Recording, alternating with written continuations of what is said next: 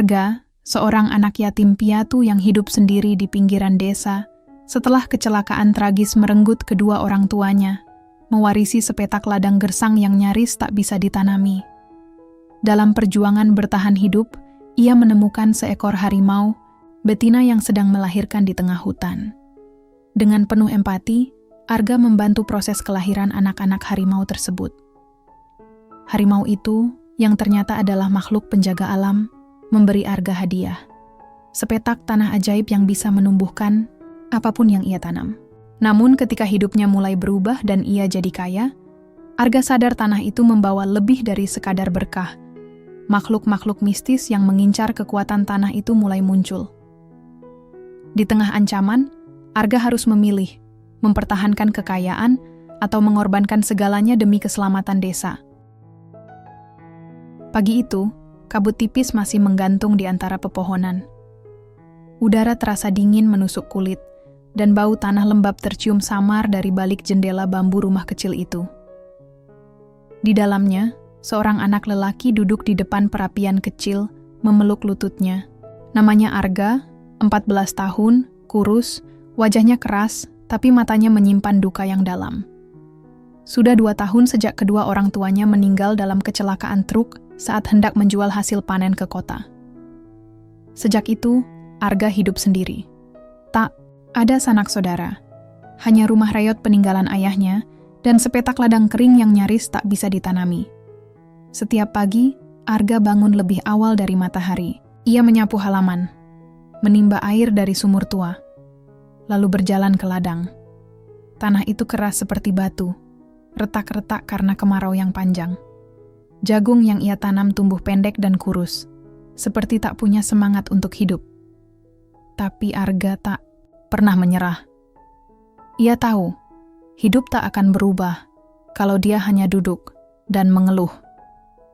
Maka hari-harinya diisi dengan kerja keras, mencangkul, menanam, menyiram, meski hasilnya tak sebanding dengan tenaganya yang terkuras. Kadang, saat malam tiba, Arga duduk di depan tungku api dan memandangi foto lama kedua orang tuanya.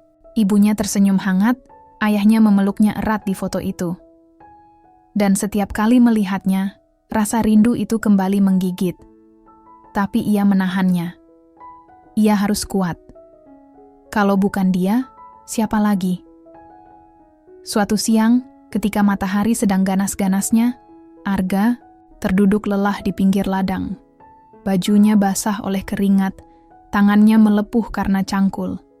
Pandangannya menyapu ladang yang tetap tak berubah, gersang, tandus, dan menyedihkan. Kalau begini terus, aku bakal kelaparan bulan depan, gumamnya, lirih. Hari itu, ia memutuskan untuk masuk ke hutan mencari kayu bakar. Stok kayu di dapur sudah habis, dan tak mungkin ia beli, tak ada uang.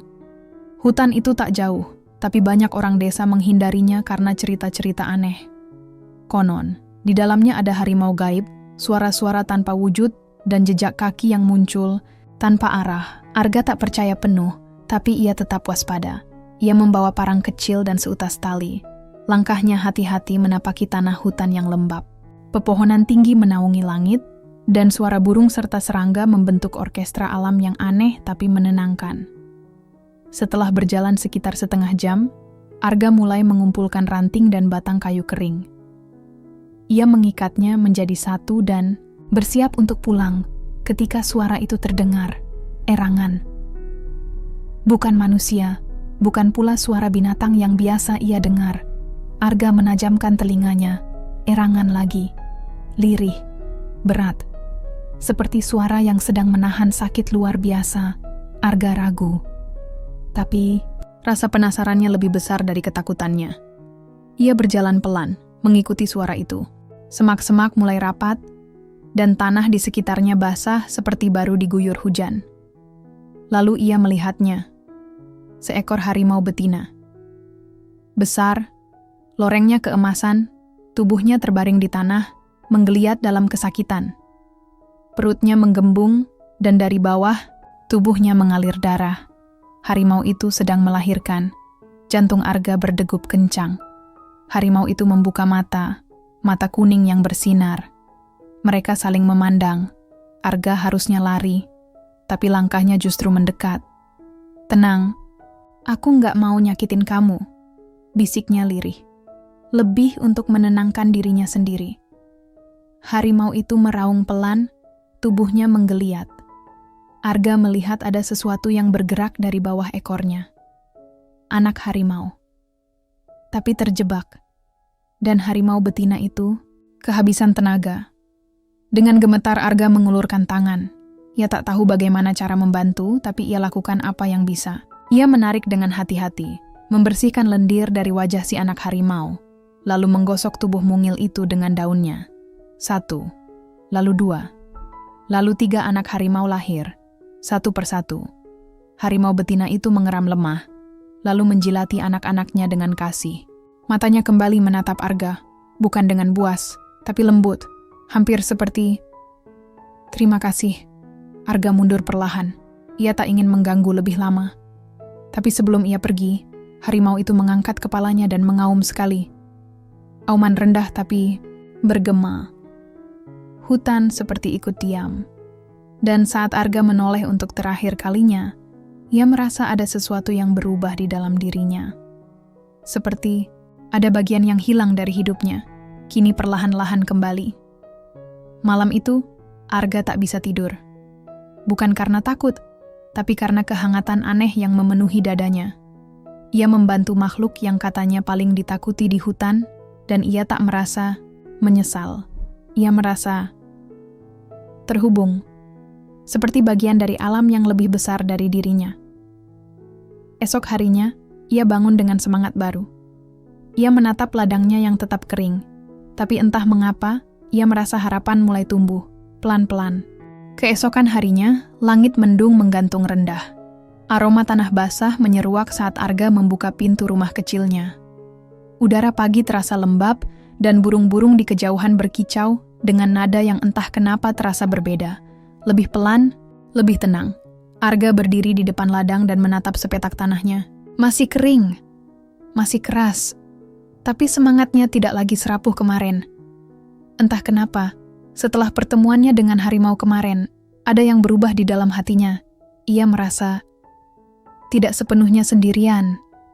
Harimau itu pasti udah selamat ya, gumamnya sambil menarik napas panjang. Rencana hari ini sederhana, kembali ke hutan. Bukan cuma untuk mencari kayu, tapi juga ia ingin memastikan harimau itu baik-baik saja. Sebuah niat yang mungkin terdengar bodoh, tapi baginya, harimau itu bukan lagi sekadar binatang buas. Ia seperti teman, atau lebih tepatnya, makhluk yang mengerti kesepiannya. Arga membawa bekal sederhana, nasi dan ikan asin yang ia bungkus dengan daun pisang. Ia juga membawa beberapa potong kain tua. Kalau harimau itu masih di sana dan lukanya parah, mungkin bisa ia bantu. Meski ia bukan dukun hewan, setidaknya niatnya tulus. Perjalanan ke hutan pagi itu terasa berbeda. Langkahnya lebih ringan. Ia tahu jalannya. Ia ingat jejak yang ia lalui kemarin. Bahkan suara-suara hutan yang biasanya menakutkan kini terdengar akrab. Angin yang menggesek daun terasa seperti bisikan, seakan hutan tahu ia datang. Tak butuh waktu lama hingga ia sampai ke tempat kemarin, sebuah ceruk kecil di antara akar-akar. Besar dan semak lebat, dan di sanalah ia melihatnya. Harimau itu masih di sana, tapi kini ia duduk tegak. Matanya tajam, tapi tak marah. Di sekitarnya 3 anak harimau kecil bergulingan, menguap, dan menyusu dengan tenang. Salah satunya bahkan mencoba berdiri, lalu jatuh terduduk, membuat Arga tersenyum kecil. "Aku datang, lagi," bisik Arga. Meski tahu harimau itu mungkin tak mengerti kata-katanya, tapi harimau itu menggerakkan telinganya, lalu menunduk sedikit, seperti memberi isyarat. Arga pelan-pelan duduk di tanah, menjaga jarak. Ia membuka bekalnya, dan dengan setengah ragu, meletakkan sebagian nasi dan ikan asin di atas daun, agak menjauh. "Aku bawa makanan. Tapi, kamu mungkin gak suka nasi, ya?" Harimau itu tidak bergerak, tapi anak-anaknya mendekat ke arah Arga, penasaran. Salah satunya bahkan mencoba mencium daun pisang. lalu bersin keras dan kabur kembali ke induknya. Arga tertawa pelan. "Maaf ya, aku nggak bawa daging," katanya lagi. Selama beberapa menit, mereka duduk dalam diam. Arga memperhatikan luka di sisi tubuh harimau itu. Ada cakaran besar, mungkin bekas perkelahian atau proses melahirkan yang sulit. Darahnya sudah mengering, tapi luka itu masih terbuka. Arga membuka kain yang ia bawa, lalu merendamnya di air dari botolnya. "Boleh aku bantu bersihin?" katanya pelan, lebih seperti bertanya pada dirinya sendiri. Langkahnya perlahan. Jantungnya berdetak keras.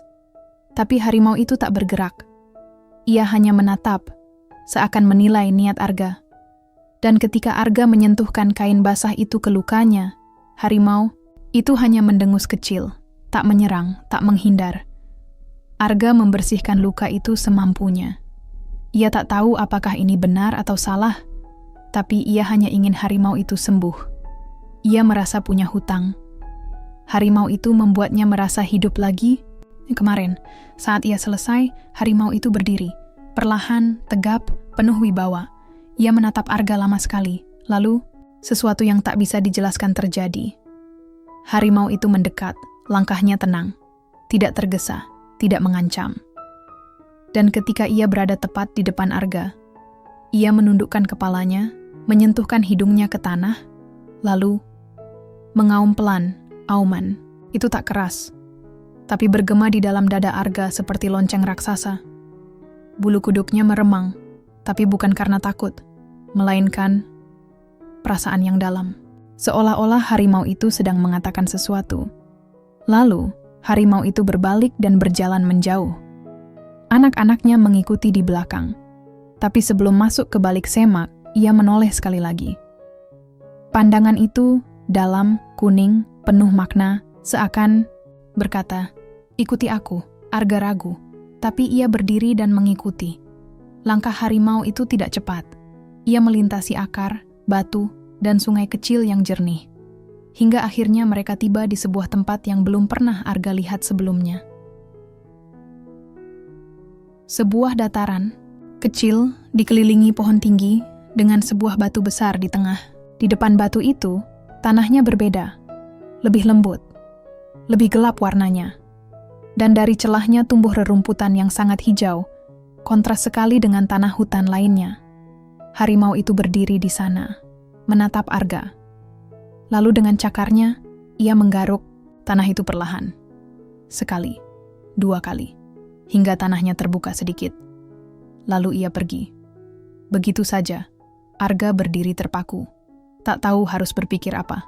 Apa ini hadiah, petunjuk, atau hanya kebetulan? Tapi yang ia tahu, tempat ini terasa berbeda. Seperti punya denyut, seperti hidup. Arga pulang dengan banyak pertanyaan di kepalanya, tapi juga dengan harapan yang perlahan tumbuh. Ada sesuatu di hutan itu. Sesuatu yang mungkin bisa mengubah hidupnya. Ia menatap ladang keringnya saat matahari mulai tenggelam, dan untuk pertama kalinya dalam waktu yang lama, ia tersenyum. Hari-hari setelah perjumpaan itu terasa aneh bagi Arga, aneh dalam arti yang baik. Ia merasa lebih ringan menjalani hari, seolah ada tenaga baru yang tumbuh diam-diam di dalam tubuhnya. Tapi lebih dari itu, hatinya hangat.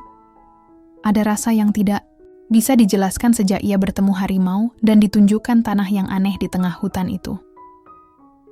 Pagi ini, Arga berdiri di depan rumah dengan pikulan kayu dan cangkul di tangan. Ia tak bisa menahan keinginannya untuk kembali ke tempat itu. Rasanya seperti magnet. Malam tadi pun, ia bermimpi tentang auman harimau, pohon tinggi yang bersinar, dan tanah yang berbicara dalam bisikan angin. "Aku nggak gila, kan?" gumamnya, sambil tertawa kecil, berusaha menenangkan pikirannya sendiri. Ia berjalan lebih cepat dari biasanya. Jalur menuju lokasi yang ditunjukkan harimau sudah melekat di ingatannya. Saat ia tiba di sana, matahari baru setengah naik dan kabut masih bergantung di antara dedaunan. Tempat itu tetap seperti kemarin, tenang, sunyi, tapi tidak menyeramkan. Batu besar masih berdiri di tengah dan tanah gelap itu tetap mengundang. Arga Berdiri mematung beberapa saat, lalu mulai mencangkul. Awalnya ia tak berharap banyak, tapi saat cangkulnya menyentuh tanah, ia langsung merasakan bedanya. Tanah itu lembut, lembab, gembur seperti tanah yang subur setelah hujan lebat, padahal semalam tak ada hujan. Bahkan cacing pun bermunculan dari balik gumpalan tanah, seolah menari-nari. Ini bukan tanah biasa, gumam Arga. Matanya membelalak. Dengan tangan gemetar, ia menanam biji jagung yang masih tersisa dari ladangnya yang gagal. Ia menanamnya satu persatu, dengan jarak rapi, lalu menutupnya kembali dengan hati-hati. Ia juga menyiramnya dengan air yang ia bawa dalam jerigen kecil. Aku nggak tahu ini apa, tapi tolong tumbuh ya, bisiknya. Keesokan harinya, Arga kembali. Dan yang ia temukan membuat lututnya lemas. Tanaman jagungnya sudah tumbuh. Bukan hanya tunas kecil, melainkan batang yang sudah setinggi lutut, dengan daun hijau cerah yang mengilap di bawah sinar matahari. Dalam semalam, ya Allah. Arga menjatuhkan diri ke tanah, mengusap matanya berulang kali. Tapi ini nyata. Ia menyentuh daun-daun itu, lembut. Basah oleh embun pagi, ia tertawa dan menangis bersamaan. Ini tanah ajaib. Beberapa hari kemudian, tanaman itu tumbuh semakin tinggi. Dalam waktu seminggu, tongkol jagung besar menggantung berat. Di batangnya, Arga memanen sebagian, membawanya pulang dan merebusnya. Rasanya manis. Lebih manis dari jagung manapun yang pernah ia makan. Bahkan tetangganya, Bu Mirna, yang biasa jutek luar biasa, sampai bilang, "Jagung kamu ini aneh." "Gak, enak banget. Kamu tanam di mana?" Arga hanya tersenyum kecil. "Di belakang rumah, Bu," jawabnya singkat. Ia belum siap menceritakan semuanya. Tapi kabar menyebar cepat. Orang-orang mulai bertanya, mulai tertarik. Dan ketika Arga menjual sebagian hasil panennya ke pasar, ia langsung kehabisan dalam sejam. Bahkan beberapa pedagang datang langsung ke rumahnya. Dalam waktu 2 bulan, Arga sudah bisa membeli bibit lain, cabai, tomat, bahkan semangka. Ia menanam semuanya di tanah yang sama di hutan itu, dan semuanya tumbuh dengan kecepatan luar biasa. Ia mulai membangun gubuk kecil di dekat lokasi itu, agar bisa tinggal sementara kalau hujan turun. Ia juga membawa buku catatan, mulai mencatat setiap perubahan, mencoba memahami bagaimana tanah itu bekerja. Tapi yang paling membuatnya bahagia bukan soal hasil panen atau uang, melainkan rasa memiliki. Ia merasa berguna. Hidupnya tak lagi kosong. Satu malam, setelah memanen cabai yang warnanya merah menyala seperti api, Arga duduk di batu besar itu. Ia menatap langit, mendengarkan suara hutan. "Aku nggak tahu siapa kamu sebenarnya. Harimau itu," katanya pelan. "Tapi aku mau bilang terima kasih." Dan seolah menjawab, dari kejauhan terdengar auman pelan, tidak keras, tapi jelas. Arga tersenyum, dan air matanya jatuh satu persatu. Ia tidak tahu kemana hidup akan membawanya, tapi satu hal pasti. Untuk pertama kalinya sejak kedua orang tuanya meninggal, ia merasa hidupnya bermakna. Namun, seperti langit yang tak selamanya, cerah, awan kelabu mulai mengintip dari kejauhan. Karena tanah itu, dengan segala keajaibannya, juga menarik perhatian yang tak diundang. Sesuatu yang mengintip dari balik kegelapan. Sesuatu yang tidak hanya menginginkan tanah itu, tapi juga kekuatannya. Sudah hampir 3 bulan sejak Arga pertama kali menanam jagung di tanah ajaib itu. Ladang kecilnya di tengah hutan kini menjelma jadi kebun yang luar biasa subur. Segala jenis tanaman tumbuh dengan cepat dan menghasilkan panen melimpah. Jagung, cabai, tomat, bayam, bahkan semangka sebesar kepala kambing. Penduduk desa mulai bertanya-tanya. Beberapa iri, beberapa penasaran, dan tak sedikit yang curiga. "Wah, Arga makin sukses aja ya. Tiba-tiba panennya luar biasa," kata Pak Broto di warung kopi. Jangan-jangan dia pakai ilmu-ilmu. Bisik Bu Mirna pada tetangganya, matanya melirik ke arah rumah Arga yang semakin ramai oleh pembeli dari luar desa. Arga berusaha tersenyum setiap kali pertanyaan-pertanyaan itu datang, tapi di dalam hatinya, ia mulai merasa tak nyaman. Ia belum siap membagikan rahasia tanah itu, bukan karena tamak, tapi karena ia sendiri belum tahu sepenuhnya apa kekuatan tanah itu. Yang ia tahu, tanah itu bukan miliknya. Itu pemberian. Hadiah. Dan setiap hadiah pasti ada tanggung jawabnya. Tapi malam itu, semuanya berubah. Malam itu hujan turun deras. Petir menyambar beberapa kali, membuat jendela rumah Arga bergetar. Ia duduk di kursi kayu dekat tungku, memeluk lutut, menatap api yang menyala kecil. Ada kegelisahan aneh yang mengusik dadanya. Tiba-tiba, seekor burung hantu menabrak jendela. Bletak, Arga melonjak kaget. Ia berlari membuka jendela dan menemukan burung hantu itu tergeletak di tanah. Bulunya basah kuyup, matanya terpejam. Tapi ketika ia mendekat, mata burung itu terbuka lebar, bola matanya merah menyala. Lalu tanpa suara, burung itu terbang pergi, menghilang di kegelapan malam. Arga menelan ludah. Dadanya berdebar keras. Sesuatu tidak beres. Keesokan harinya, ia kembali ke ladang hutan dan menemukan hal yang mengerikan. Semua tanaman semangkanya tercabik, batangnya remuk, tanahnya tercakar kasar, seperti ada binatang besar yang menggali dengan marah. Daun-daun cabai hangus, seolah terbakar, dan batu besar di tengah ladang itu berdarah. Arga berlutut, menatap tanah yang biasanya hangat dan bersahabat. Kini terasa dingin, mati. Siapa yang lakukan ini? Gumamnya, suara nyaris tak terdengar. Lalu ia melihatnya, jejak kaki besar, tak manusiawi, mengarah keluar hutan. Bentuknya seperti cakar, tapi lebih panjang. Lebih menyeramkan. Malam itu, Arga tak bisa tidur. Hari-hari berikutnya hanya makin aneh. Ia mulai mendengar suara-suara aneh di malam hari. Suara gemerisik di atap rumah, bisikan dari dalam sumur, bahkan kadang-kadang ada bayangan tinggi berdiri di pinggir ladangnya saat fajar.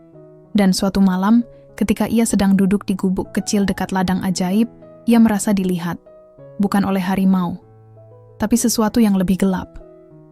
Tanah itu bukan untuk manusia lemah sepertimu. Suara itu terdengar, bukan di telinga, tapi di kepalanya. Arga berdiri terguncang. Matanya menyapu gelap malam, tapi tak ada siapa-siapa. Hanya pohon-pohon besar yang bergoyang pelan. Lalu sosok itu muncul.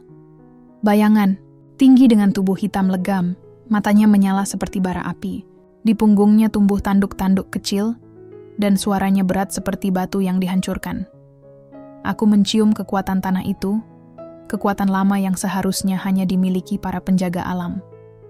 Tapi kamu, manusia kecil tak berharga, mencurinya.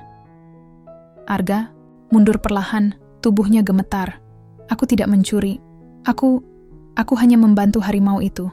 Aku tidak tahu tanah itu seperti apa. Makhluk itu menyeringai, memperlihatkan gigi-gigi tajam seperti pisau. Dan sekarang kamu tahu konsekuensinya, Yana. Lalu makhluk itu menghilang dalam kabut malam, menyisakan hawa dingin yang menusuk tulang. Sejak malam itu, mimpi buruk menghantui Arga. Ia bermimpi desanya terbakar, orang-orang berlarian, dan tanah ajaib itu berubah jadi lubang hitam yang menyedot semuanya.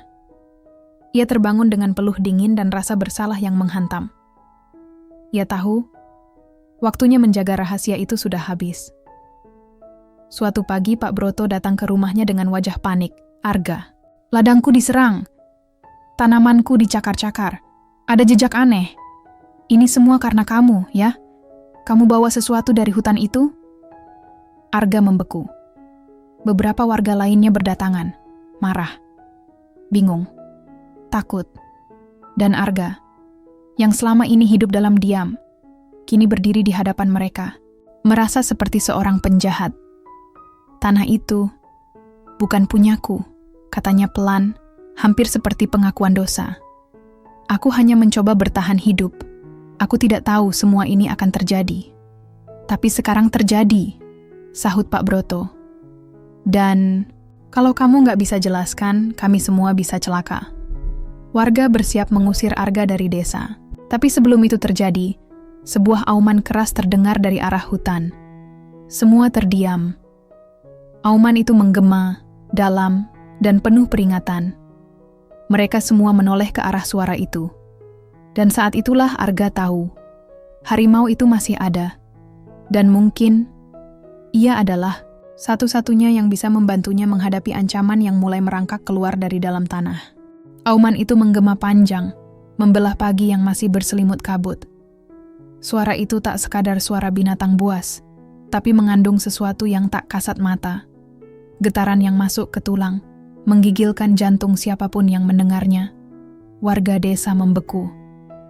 Bahkan Pak Broto, yang tadinya paling keras menuduh Arga, mundur 2 langkah dengan wajah pucat. Harimau.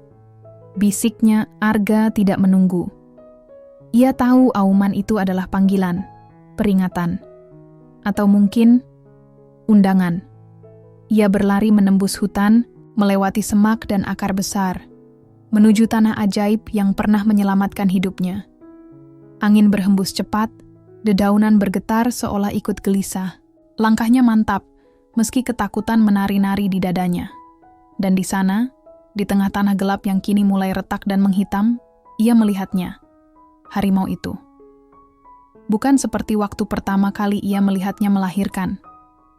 Kini tubuhnya lebih besar, bulunya bersinar samar seperti diselimuti cahaya rembulan, dan mata itu menyala biru terang. Di sekelilingnya, tanah bergetar pelan. Uap tipis naik dari permukaannya. Arga, suara itu masuk langsung ke pikirannya. Arga terkejut. Bukan karena harimau itu berbicara, tapi karena ia merasa suara itu lembut. Ibu. Seperti pelukan hangat yang sudah lama hilang. Kamu sudah membuka sesuatu yang lama tersembunyi. Lanjut sang harimau. Sesuatu yang dijaga oleh alam dan sembunyi dari manusia. Arga menelan ludah.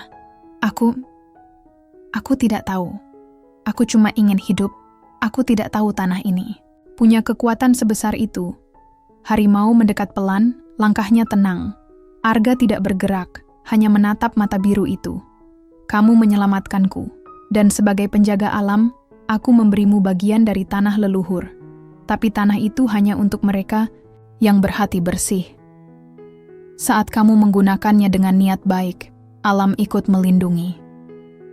Tapi saat keserakahan, ketakutan, dan rasa iri dari sekitarmu mulai tumbuh, tanah itu menarik perhatian makhluk-makhluk lain. Arga menggeleng cepat. Aku gak pernah serakah. Aku cuman ingin makan, bertahan hidup, beli baju baru, bantu orang tua yang kesusahan di desa. Kebaikanmu murni, tapi energi di sekitarmu tidak lagi murni. Harimau itu duduk, seperti seorang guru tua yang hendak menjelaskan pelajaran penting. Tanah itu adalah bagian dari jantung hutan, sebuah pusaka kuno yang hanya muncul ketika dunia sedang dalam ketidakseimbangan. Ia memilih manusia untuk menjaganya. Kamu adalah penjaga itu sekarang, Arga. Arga terdiam. Dadanya sesak. Iya? Penjaga? Kenapa aku? Bisiknya. Kamu tidak memilih tanah itu. Tapi kamu terpilih karena hatimu tak pernah meminta lebih dari yang dibutuhkan. Angin bertiup pelan, daun-daun kering melayang di udara. Harimau itu memejamkan mata. Tapi sekarang, kamu harus membuat pilihan. Tanah itu bisa kamu gunakan untuk kekayaan, kekuatan, atau kamu bisa mengembalikannya ke tempat asalnya, agar tidak mengundang lebih banyak bahaya. Makhluk yang datang malam itu, ia bukan yang terakhir. Mereka mencium kekuatan, dan akan terus datang. Arga memejamkan mata. Ia teringat panen melimpah. Senyum anak-anak desa saat ia membagikan jagung rebus. Wajah bahagia Bu Mirna saat menerima beras gratis. Tapi juga, ia teringat suara-suara bisik, burung hantu yang menabrak jendela, tanaman rusak, dan mata penuh kecurigaan dari warga. Kalau aku serahkan kembali, apa yang akan terjadi? Harimau menatapnya lama. Kamu akan kehilangan semua kekayaanmu. Ladang akan kembali seperti semula. Tapi desa ini akan aman. Hutan akan seimbang. Dan kamu akan bebas. Arga duduk di tanah. Jemarinya mengusap debu lembab yang mulai berubah warna. Pilihan itu berat. Tapi jauh di lubuk hatinya, ia tahu jawaban itu sudah ada sejak awal. Sore itu, Arga kembali ke desa. Ia mengumpulkan semua warga di balai bambu kecil dekat lapangan. Dengan suara gemetar tapi tegas, ia menceritakan semuanya tentang tanah ajaib, harimau, panen yang tumbuh dalam semalam, dan makhluk-makhluk yang mulai mendatangi ladang itu. Awalnya semua terdiam, tapi pelan-pelan, wajah-wajah itu berubah, dari kaget menjadi cemas, dari cemas menjadi lega. Mereka sadar, Arga tidak menyembunyikan kekayaan, ia menyembunyikan beban. Pak Broto menepuk bahu Arga. Kita bantu kamu, kita jaga desa ini sama-sama. Dan malam itu, untuk pertama kalinya, Arga tak merasa sendirian. Keesokan harinya ia kembali ke tanah ajaib itu. Bersama warga, ia menanam pohon-pohon besar di sekelilingnya. Ia mengubur semua hasil panen yang masih tersisa, mengembalikannya ke bumi. Dan di tengah tanah itu, ia menancapkan sebuah batu kecil bertuliskan, "Bukan milik siapa-siapa, tapi milik yang tahu cukup." Harimau muncul sekali lagi. Kali ini, ia hanya berdiri jauh di tepi hutan. Matanya menyala, tapi tidak bicara. Hanya mengangguk pelan, lalu menghilang ke balik pepohonan. 3 hari telah berlalu sejak Arga menutup tanah ajaib itu. Langit tampak lebih terang. Udara di desa lebih hangat. Suara burung kembali terdengar setiap pagi. Warga desa mulai tersenyum lagi, membantu Arga menanam ladang barunya. Yang sekarang benar-benar ladang biasa, kering, keras, dan butuh kerja keras. Tapi Arga tidak mengeluh. Ia merasa ringan. Seperti beban yang selama ini menekan dadanya kini terangkat. Tak ada lagi bisikan malam, bayangan mencurigakan, atau tanaman yang tumbuh terlalu cepat. Namun, ternyata tidak semua sudah selesai. Malam itu, Arga terbangun oleh suara gaduh. Tok, tok, tok. Pintu rumahnya digedor keras. Ia bangun dengan jantung berdetak cepat. Arga, Arga. Suara itu suara Pak Broto. Panik. Arga segera membuka pintu. Wajah Pak Broto pucat. Bajunya kotor lumpur. Ladang Pak Sarwan terbakar. Ada bayangan hitam besar. Orang-orang lari ketakutan. Arga tak menunggu penjelasan lengkap. Ia berlari bersama Pak Broto menuju arah ladang di sisi timur desa. Api menjilat tinggi. Asap pekat mengepul ke langit malam. Beberapa warga berusaha menyiram dengan air dari ember seadanya.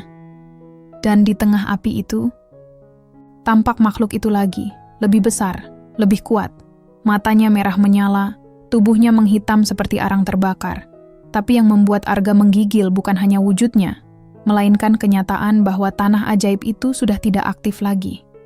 Ia tidak lagi punya kekuatan. Makhluk itu mengangkat satu tangan besar, menunjuk ke arah Arga. Kau pikir kau bisa menolakku, manusia kecil? Suara itu menghantam langsung ke kepala Arga, membuatnya tersungkur. Tanah di bawahnya bergetar. Angin kencang, menerbangkan debu dan daun. Aku datang bukan hanya untuk tanah itu. Aku datang karena kekuatanmu, karena pilihanmu. Arga berdiri perlahan, tubuhnya gemetar. Aku sudah menyerahkannya. Sudah selesai, teriaknya. Makhluk itu tertawa, suara retak seperti kayu dibakar. Kau pikir kekuatan bisa ditinggalkan begitu saja? Kau sekarang adalah penjaga, dan penjaga harus bertarung untuk menjaga. Warga berlarian, anak-anak menjerit, api menjalar ke gudang padi. Beberapa rumah mulai dilalap. Arga melihat sekeliling, wajah ketakutan, suara tangisan. Orang-orang yang dulu mencurigainya kini menggantungkan harapan padanya. Ia tahu, ini bukan tentang tanah ajaib lagi. Ini tentang desa, tentang semua yang ia cintai. Dalam keputusasaan, Arga berlari menuju hutan. Ke tempat terakhir ia melihat sang harimau. Bantu aku, tolong bantu aku. Aku nggak tahu harus gimana, bisiknya, setengah menangis. Dan dari balik kabut, harimau itu muncul. Tapi kali ini tidak sendiri. Di belakangnya muncul harimau lain, lebih kecil anak-anaknya. Dan di belakang mereka, sosok-sosok bayangan seperti manusia, tapi dengan mata bercahaya dan tubuh diselimuti daun dan akar. Penjaga-penjaga alam. Kamu memanggil kami bukan dengan kekuatan, tapi dengan niat. Suara sang harimau terdengar lagi di pikirannya. Kamu sudah membuat pilihan dan alam telah mendengar. Salah satu penjaga alam, seorang lelaki tua dengan jubah dari kulit kayu, mendekat pada Arga. Ia menaruh tangan di dada Arga. Hangat, damai. Kamu adalah penghubung kami dengan dunia manusia. Dan sekarang kami akan menjagamu. Karena kamu sudah menjaga kami. Ketika Arga dan para penjaga kembali ke desa, api telah menyebar. Makhluk hitam itu berdiri di tengah kobaran, tertawa puas. Tapi saat melihat rombongan penjaga dan harimau, tawa itu berhenti. Kalian seharusnya punah. Raungnya marah. Sang harimau mengaum, dan auman itu membuat api berhenti berkobar. Tanah bergetar. Langit gelap menjadi merah, lalu ungu, lalu biru terang seperti subuh yang datang terlalu cepat. Penjaga alam membentuk lingkaran. Arga berada di tengah mereka. Mereka mulai mengucapkan mantra dalam bahasa yang tak ia mengerti, tapi rasanya familiar. Seperti nyanyian yang pernah didengar dalam mimpi. Makhluk hitam itu meraung. Ia mencoba menerobos, tapi setiap kali menyentuh, lingkaran penjaga tubuhnya terlempar mundur. Kekuatanmu datang dari ketidakseimbangan, tapi keseimbangan telah kembali, seru sang harimau, dan pada akhirnya makhluk itu melolong panjang, sebelum tubuhnya meledak menjadi debu hitam yang menyebar dan lenyap di udara malam. Api padam. Asap menghilang. Warga mulai keluar dari tempat persembunyian mereka.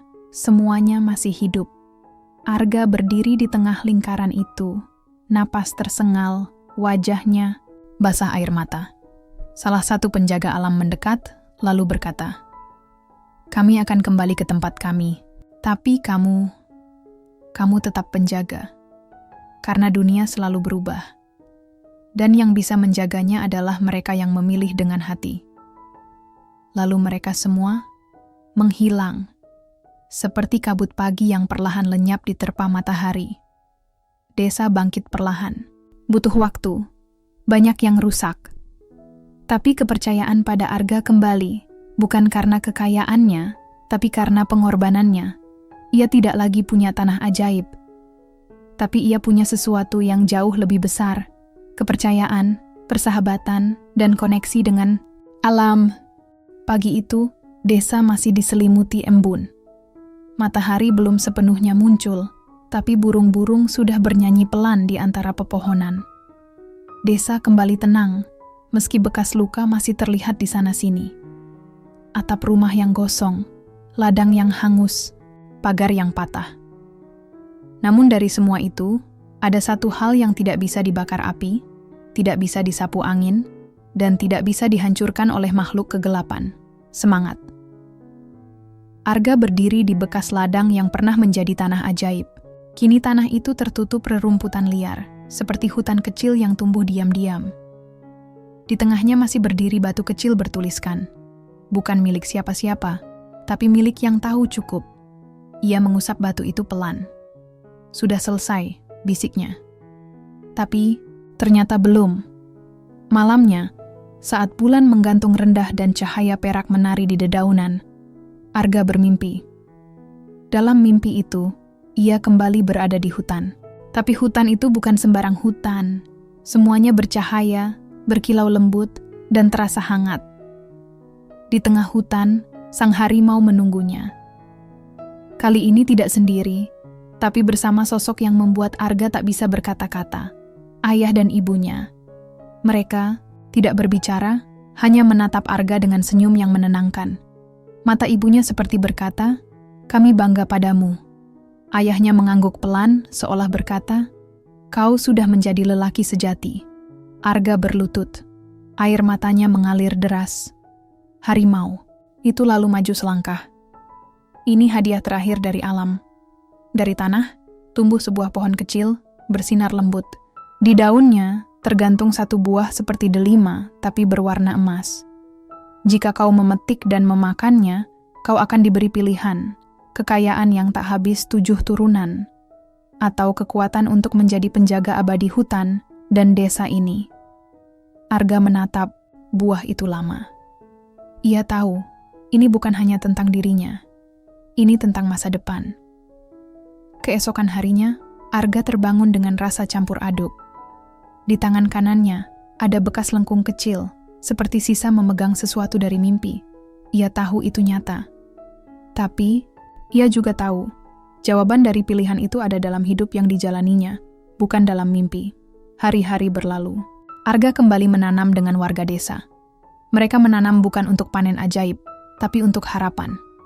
Anak-anak desa datang belajar padanya, mendengarkan cerita tentang hutan, tanah, dan harimau. Orang-orang mulai menyebut Arga sebagai penjaga. Namun, Arga tidak memakai gelar itu untuk membanggakan diri. Ia justru memilih hidup lebih sederhana dari sebelumnya. Sampai suatu hari, ketika seorang pejabat kota datang, mendengar kabar tentang tanah aneh dan panen luar biasa di desa kecil, ia menawarkan uang besar. Tanah, proyek, jalan raya, segalanya. Arga hanya tersenyum dan mengajak pejabat itu berjalan ke tengah ladang yang kini tumbuh subur secara alami. "Apa yang Bapak lihat di sini?" tanya Arga. "Tanah biasa," jawab pejabat itu. "Bukan. Ini tanah yang tahu kapan harus memberi dan kapan harus istirahat. Sama seperti manusia." Pejabat itu kebingungan, tapi Arga tak menjelaskan lebih jauh, karena bagi Arga, pilihan sudah jelas. Beberapa malam kemudian, Arga kembali bermimpi. Kali ini ia menatap buah emas itu sekali lagi. Lalu ia melangkah dan tidak memetiknya. Ia tersenyum. Sang harimau menatapnya, tenang, lalu berkata, "Pilihan terbaik adalah yang tidak kau ambil demi dirimu sendiri." Buah itu perlahan mengering dan jatuh ke tanah, menyatu dengan akar. Dan di dunia nyata, Arga terbangun dengan dada lega. Tahun demi tahun berlalu. Desa Arga berkembang dengan cara yang alami. Tanpa gedung tinggi, tanpa mesin besar, tapi dengan kebersamaan, gotong royong, dan alam yang dijaga. Arga tetap tinggal di rumah kecil peninggalan orang tuanya. Ia menjadi guru, petani, sahabat hutan. Anak-anak memanggilnya Pak Arga. Para orang tua menghormatinya. Dan ketika malam tiba, kadang di ujung hutan terdengar auman lembut. Auman yang tidak membuat takut, tapi justru menenangkan. Tanda bahwa sang harimau masih berjaga.